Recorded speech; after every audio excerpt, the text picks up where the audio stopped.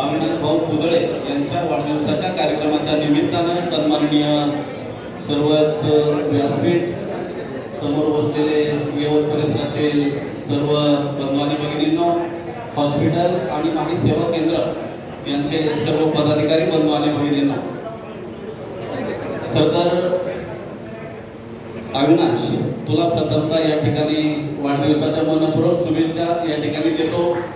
कारण तुझ्यासारखा तरुण हा खरं तर यवतकर आणि यवत परिसरातील सर्वांनी तुला या ठिकाणी साथ दिली. जिल्हा परिषदचा आपला एकमेव उमेदवार या ठिकाणी निवडून आला, याची शान आन बान आणि हे सर्व खरं तर तालुक्यासाठी आपल्या या ठिकाणी राहिली. या ठिकाणी आपल्या भागातील 2 पंचायत समिती सदस्य या ठिकाणी निवडून आले. परंतु मला असं वाटतं की भाऊंचा आणि तुमच्या तालमीमध्ये घडणारे युवक आणि युवती या ठिकाणी कष्टाने पुढे जातात आणि त्यांना निश्चित रूपाने आपल्या सर्वांचे नेते सुरेश भाऊ शेळके असतील, समीर भाऊ दोरगे असतील आणि यवत परिसरात काम करणारी सर्वच मंडळी असतील, सूरज असेल, त्यांच्यासोबत सरपंच असतील, हे सर्वजण खरं तर आपले प्रमुख पुढारी घडवत असताना, मुलं घडवत असताना अतिशय मेहनतीने आणि संस्कारपणाने या ठिकाणी त्यांच्या पाठीची ताक टाकत असतात. खरं तर अविनाश भाऊ बद्दल बोलायचं झालं तर सुरुवातीला आमची काही ओळख नव्हती, परंतु जिल्हा परिषद सदस्य झाल्यानंतर अविनाश भाऊ आणि माझा या ठिकाणी संबंध आला. तालुक्याचे लोकप्रिय आमदार आदरणीय दादांनी मागील 9 तारखेला माझ्यावर सभापती पदाची या ठिकाणी धुरा दिली आणि सभापती हा जिल्हा परिषदचा एक पदसिद्ध सदस्य असतो.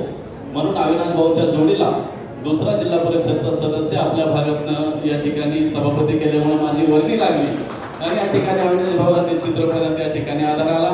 आम्ही दोघं या जिल्हा परिषदच्या सभागृहामध्ये गेली महिनाभर प्रत्येक बैठकीला या ठिकाणी उपस्थित असतो आणि अविनाशलाही माहिती आहे की त्या ठिकाणी आपण दोघं जरी असलो तरी तालुक्यामधनं भरपूर या ठिकाणी काय पाहायची गरज नाही असं माझ्यासारख्याला वाटतं.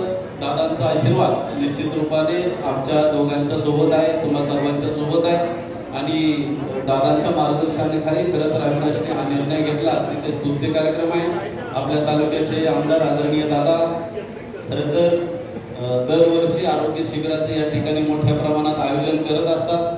त्याच्यामध्ये सुद्धा हजारो रुग्ण या ठिकाणी बरे होतात. काहींना समजा आता काही पत्रक जातीचे दाखले वाटले, या ठिकाणी रक्तदान शिबिर या ठिकाणी असतं, परंतु दरवर्षी दादांच्या माध्यमातून मोठे उपक्रम या तालुक्यामध्ये निश्चित रूपाने करत असतात. शेवटी रस्ते, वीज, पाणी हे निश्चित रूपाने दादांच्या माध्यमातून अनेक वर्ष या ठिकाणी होत असतात. आज तालुक्याच्या राजकारणामध्ये जर आपण पाहिलं तर गेली 40 वर्ष कुटुंब आपल्या कुटुंबासोबत खरं तर तालुक्याची निश्चित रूपाने चांगली सेवा या ठिकाणी करत आहेत. स्वर्गीय सुभाषांना कुल या तालुक्याचे 15 वर्ष आमदार राहिलेले आहेत. श्रीमती रंजनाताई वैदिक कुल ह्या 7.5 वर्ष या तालुक्याचे आमदार राहिलेले आहेत आणि त्याच्यानंतर गेली 15 वर्ष आदरणीय दादा या तालुक्याचं चांगलं नियोजन निश्चित रूपाने करत आहेत. आज जर आपण पाहिलं तर आदरणीय दादा निश्चित रूपाने किंवा आम्हाला सर्वांना सांगत असतात की मी गेली 2 टर्म मंत्री होता राहिलो, परंतु भारतीय जनता पार्टी सरकारने दादांना जरी मंत्रीपद दिलं नसलं तरी दादांना मंत्रिपदाचा उच्च दर्जा निश्चित रूपाने निधीच्या माध्यमातून या ठिकाणी आपल्या परिसराला दिलेला आहे. आज आपण पाहतो की हडपसरकडे जाणारी वाहतूक ही निश्चित रूपाने प्रचंड वाहतूक या ठिकाणी आपल्याला सामोरे जावं लागतं. त्या ठिकाणी 5.5-6 हजार कोटीचं ब्रिजचं काम दादांनी या ठिकाणी मंजूर केलं. आज लोकसभेच्या जरी सदस्या या ठिकाणी आपल्या नसल्या तरी बारामती लोकसभा मतदारसंघामध्ये दादा या ठिकाणी दिल्लीमध्ये जाऊन महत्त्वाची जी कामं आहेत ते निश्चित रूपाने करून घेतात.